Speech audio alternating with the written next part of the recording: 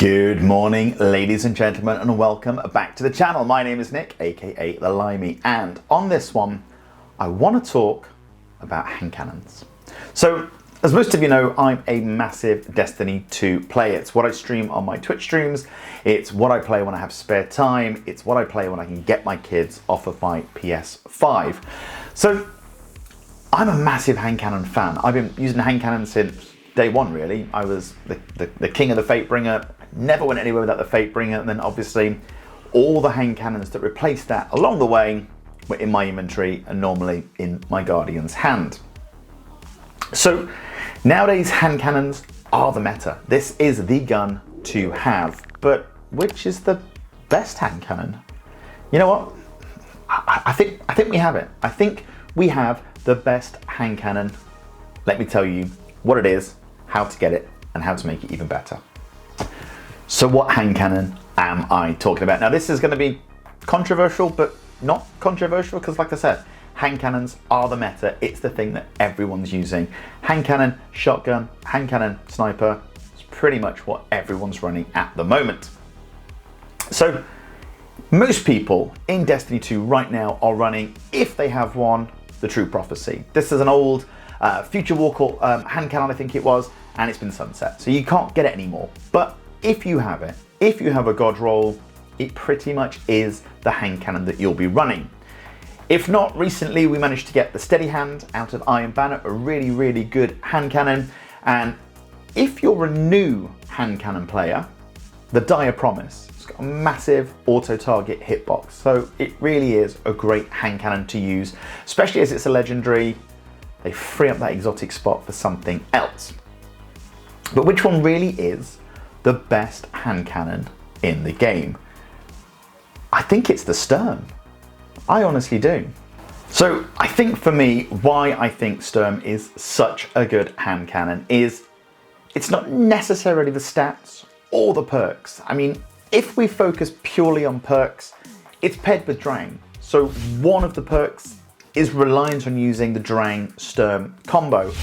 If you don't want to use Drang as your secondary, if you'd rather have a shotgun or a sniper rifle, then you kind of lose that slot. But the whole thing about Sturm is the range, the handling, and just consistency. So any Guardian is going to take 2 to the head at 90 points each and a body at 50. It's pretty much going to wipe them out. If it's a low resilience Guardian, he's probably going to go down with 2 to the head. If you're running anything like an overload or any of those perks, you can still two-shot people. If you're running Drang where it gives you that overload perk, you can still two-shot people with the Sturm, but you can do it over 40 meters. The hitbox that it seems to have seems to be crit from waist to the top of the hats, and that's really impressive.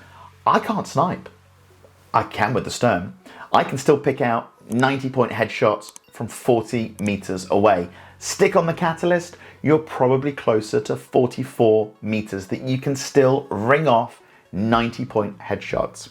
Guys, let me show you how you get Sturm if you haven't already got it.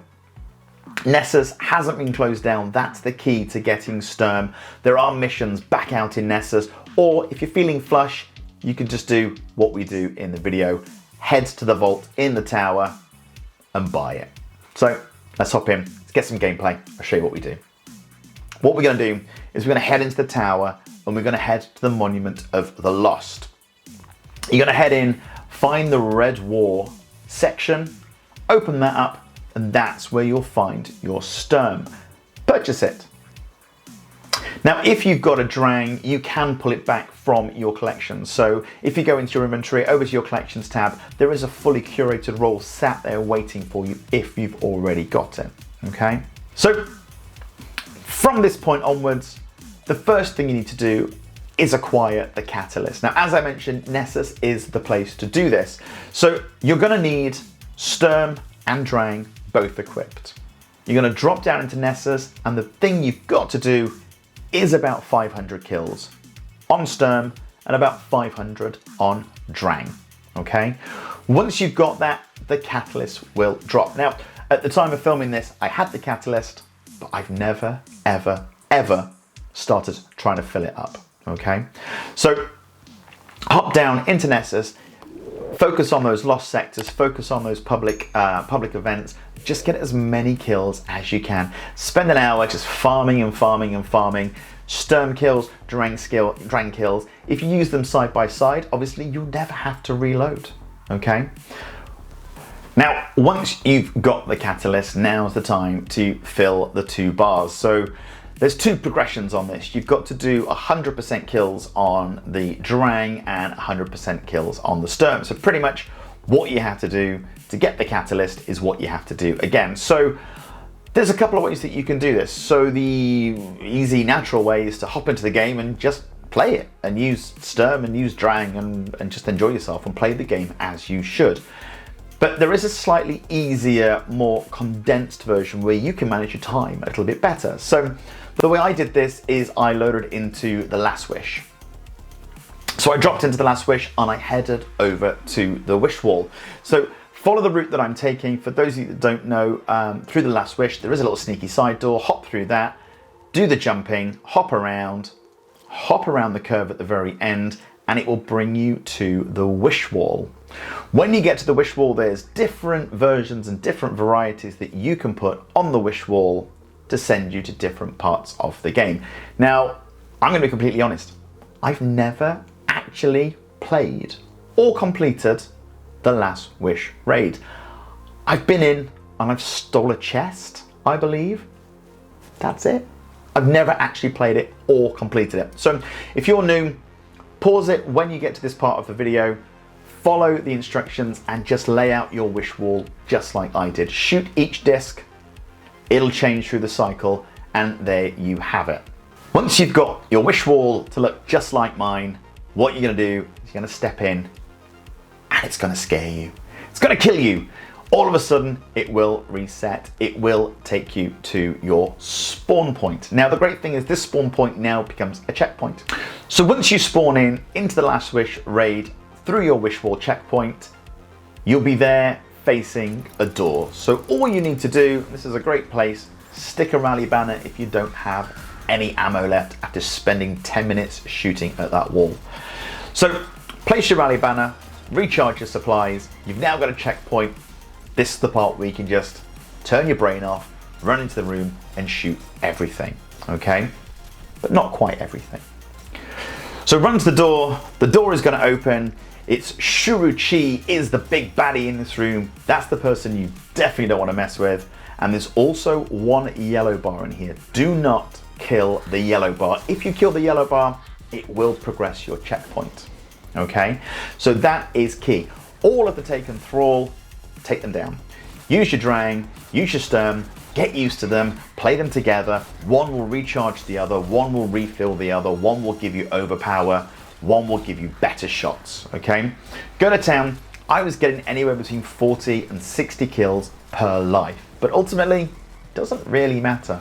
Just get in there, keep doing it. It probably takes about 45 minutes to an hour of just running into that same room and doing everything else. If you're like me, I can't resist the odd punch and the odd super and things like that. Take a second before you get into the room to burn your super. Don't go in there with a fully loaded super, especially if you're something like I am with Titan. The last thing you want to do is clear out a whole room on a fist of panic, okay? The last thing you want to do is see your health bar drop, drop, drop, drop, drop. Instinctively hit those shoulder buttons, go straight into your super and take out every single one of those taken thralls, because you may take out your yellow bar, which means you've got to start the whole process again, or you've just killed loads of people for absolutely no reason. Stick to your primary, stick to your secondary as much as you can, okay? Keep your eye on your Masterworks catalyst, see how far it's going through the process. Know which one are you predominantly using your Sturm, not using your Drang as much. You're getting more kills with Sturm, not as many kills with Drang. Try and swap them over so you start with the opposite weapon, just to try and keep them as equal as possible. It just means that they work together, they work in harmony, and they help you fulfill this catalyst, okay? After a while, you'll hit 100% on each one of those and the catalyst will be complete. Now, don't forget to apply it. Apply the catalyst to your weapon and you'll see that your range and your handling go up massively. It turns the range from about 40 meters to about 44 meters.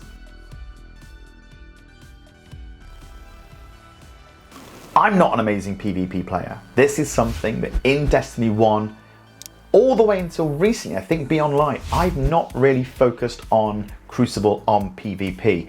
On the original Thorn quest, having to kill people with a void weapon was an absolute nightmare for me. I struggled. However, I'm playing Destiny a bit more now. I stream it during the weekdays whenever I can. I play every now and again recreationally just for me, and 99% of my time is spent playing Crucible. It's actually spent playing survival. I go in there and I absolutely love it. My weapon of choice, 9 times out of 10, is the last word. I love that hand cannon, which is great on that 3v3, close up, shooting people square in the face. Everyone loves that weapon.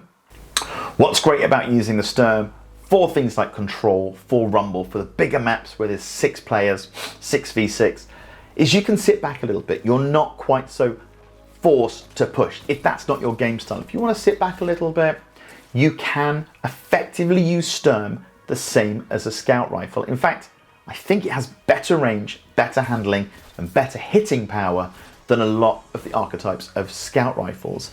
So it does work really, really well. Don't worry about having to pair it with Drang. Stick on your favorite shotty, stick on your favorite machine gun. Don't even worry about it. But a little bit of backpedaling, 2 headshots, 2 crits, 1 body, any Guardian will go down, okay?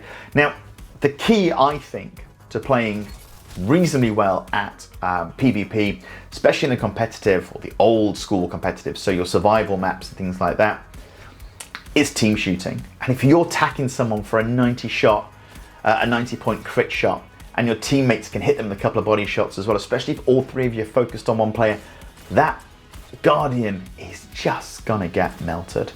So this, I feel, is where Sturm really comes in. Above me right now, we'll be playing some PvP, some Crucible gameplay. This was the first game of Control I played once I'd applied the Catalyst. And like I said, I'm not an amazing PvPer, but you'll see some of the shots. I can stay back, I can take on a sniper and still get that 90 point crit shot. Headshots, crit shots that you shouldn't be able to get with a hand cannon, okay? That's kind of why I love Sturm as much as I do. I don't play with it solely. Like I said, if I'm playing certain maps, I'll flick into the last word, I'll flick into Thorn, I'll put Jotun on if I have to. But for those bigger maps, Sturm is my go-to hand cannon. Guys, I hope I haven't ruffled too many feathers by saying that the True Prophecy isn't the best hand cannon. The whole point on legendary hand cannons is there's no hand cannon that is perfect straight out the box, and Sturm isn't perfect, but it's a fantastic gun. It rolls the same for everybody. You're not reliant on getting that god roll. You're not reliant on what perks your hand cannon rolled with. And you're not gonna have to spend hours grinding it. It's just a solid all-round hand cannon. It was 110, it got bumped up to the 120 like a lot of them did. But the thing that makes it such an amazing hand cannon is they didn't mess with the recoil. The recoil goes straight up. I believe it's 100 recoil. It goes straight up and down. It's lovely and crisp. It doesn't have any crazy animations around it like a lot of the Dire Promise, the True Prophecies now have. So it makes it a little bit crisper. It's not the quickest time to kill. 3 shots is around a second. Whereas, you know, you could probably rock down to a True Prophecy and it's 0.87 seconds. But you're reliant on the roll, okay? And you're reliant on not being able to get those crit shots quite as often. The Sturm, pretty much, you can either triple tap or you can 2-tap and a body shot absolutely every single time. And as I mentioned, if you're running an overload perk on your characters, it's going to push up to 108 points. You can 2-shot people, okay? Or using the Drang to get you that overload. Guys, my name is Nick, aka The Limey. I appreciate you watching. If you've got a favorite weapon in Destiny 2 at the moment, let me know. I'd love to hear it. And I might even be brave enough to try and swap out and see if I can play with them. Guys, I'll catch you on the next one.